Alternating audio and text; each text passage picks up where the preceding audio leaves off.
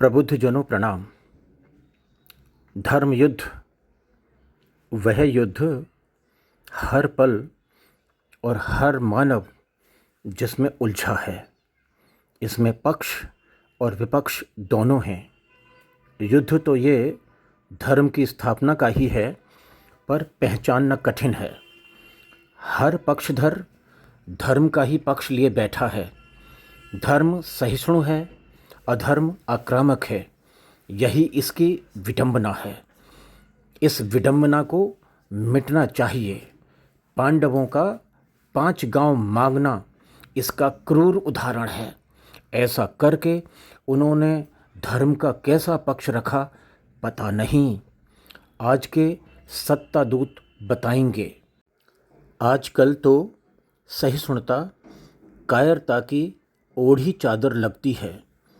पंचशील जब जन्मा तब भी पिटा, आज भी पिटेगा। गुरु गोविंद सिंह जी के चारों साहिबजादे धर्म के लिए जिए और धर्म के लिए ही जीवन त्याग दिया। आज भी चारों साहिबजादों को याद कर रोंगटे खड़े हो जाते हैं। भारत भूमि ने अनेक शूरवीर दिए। हम सभी उन सभी शूरवीरों को नमन करते हैं। आज के परिप्रेक्ष्य में देखें, यदि हम सभी चहुं ओर उथल पुथल है, हम सभी ने रच रखी है। देखो तो धर्म की भी परिभाषाएं। धर्म शब्द ही सनातन है। जो सनातन है उसको क्या परिभाषित करेंगे? हम कैसे सिखाएंगे इस पृथ्वी को कि इसका धर्म क्या है? हम जल को सिखा सकते हैं इसका धर्म? अग्नि अपना धर्म जानती है, ये वायु अपना धर्म जानती है, ये आकाश अपना धर्म जानता है। तभी तो ग्रह, उपग्रह, नक्षत्र सब कितने व्यवस्थित हैं आकाश में। इतने शक्तिशाली हैं ये पंच महाभूत कि स्वयं धर्म निभाते हैं और निरंकुशता पर फाइनल अंकुश यही लगाते हैं। सारे विधान, सारे संविधान का पालन अंत में यही कराते हैं, क्योंकि ये जानते हैं क्षमा भूल की होती है, षड्यंत्र की नहीं।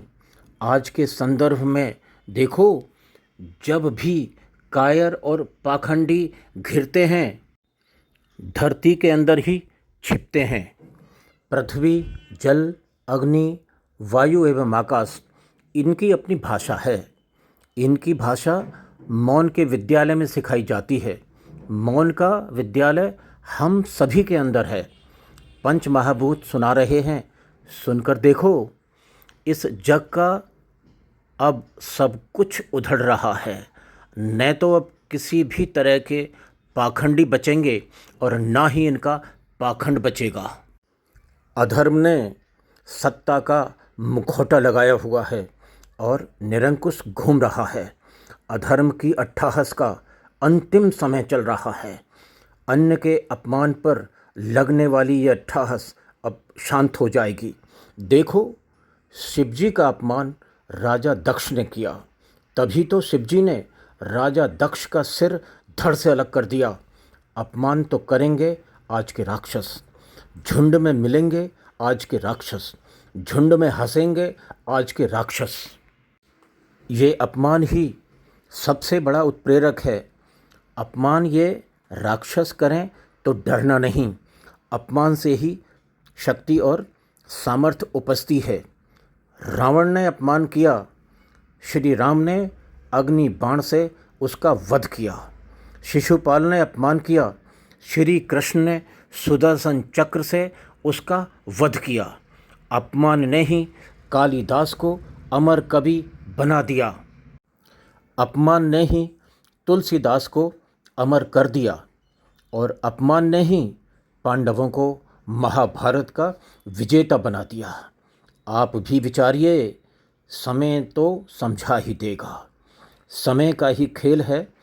देखो तो विडंबना, सर्वे भवन्तु सुखिनः वसुधैव कुटुम्बकम का राग हो गया है गुम।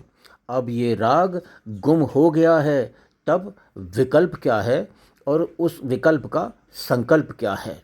ये किसी ज्योतिषी का फोरकास्ट नहीं है और ये किसी पॉलिस्ड डिप्लोमेट का भी फोरकास्ट नहीं है, पर मौन चिल्लाकर बोल रहा है, पहले जैसा कुछ न रहेगा, पहले जैसा कुछ न बचेगा। कोई उभरेगा इस जगत में और डिप्लोमेसी को पुनः परिभाषित करेगा। कोई तो उभर रहा है इस जगत में अनेकों विरोधों के बाद भी। कोई तो है जिसके भय से भय भी भयभीत है। ये कुटिल मुस्कानें अब ना होंगी होठों पर। अधर्म से उपजता है अभिमान और अभिमान करता है अपमान।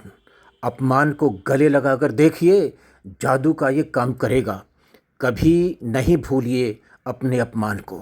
अपमान के ही धर्म दंड पर धर्म ध्वजा लहराती है।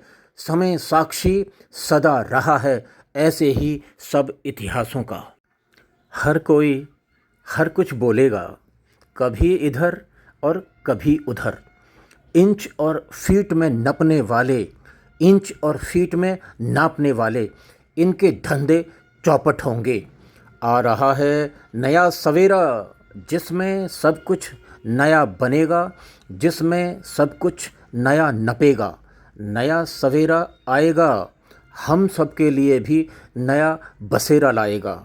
ये कोई तुकबंदी कविता नहीं है, ये मौन की आकाशवाणी है। हर दिन हर पल धर्मयुद्ध निरंतर है। सड़े बासी नकली नायकों को बिलों से निकालकर हवा में उछालकर ये अग्नि भस्म करेगी। सब रंग रूप इस दुनिया में इस अग्नि से ही पाते हैं। यही अग्नि नए नायकों का निर्माण करेगी। जीवन की इस यात्रा में हम सभी लड़ते हैं धर्म युद्ध। हार गए तो प्रायश्चित न होगा और जीत गए तो बात ही क्या। अभिमन्यु पराक्रम के प्रतीक हैं आज भी युगों बीतने पर। महारानी झांसी हारी कहाँ है, आज भी शक्ति रूप हर नारी का सपना है। कहने को तो कई देवियाँ मदर टेरेसा बनती हैं, भारत की नारी का तो महारानी लक्ष्मीबाई सपना है। अपना अपना धर्म युद्ध हम सभी को लड़ना है। धर्म युद्ध का हम उत्कर्ष समापन देखेंगे। इसी समापन में देखेंगे कलयुग में उपजेगा धर्मयुग। कल्कि के अवतार रूप की आस लगाए बैठे हैं, हम आंख गड़ाए बैठे हैं। देखो देखो बुद्धजनों, देखो देखो प्रबुद्धजनों, कल्कि के आने की आहट से राक्षस सब बेचैन हुए हैं। देखो चहुं ओर विश्व में कैसी उथल पुथल मची है। एक नहीं बचने वाला है, कलयुग के राक्षस भस्म होंगे। आओ विचारें इन राक्षसों की राख पर, हम खेलेंगे रंगीन होली। बस कुछ हफ्तों की बात है, अबीर गुलाल तैयार रखो। आओ हम सभी उस अलवेली प्रातः को चित्त में लाएं, जो सच्ची और अच्छी लालिमा लिए स्वागत में खड़ी है। और हम सब होली खेलेंगे राक्षसों की राख पर। आपने इसे सुना, आपके धैर्य को नमन। आगामी अंक तक के लिए आपको आदरपूर्वक प्रणाम।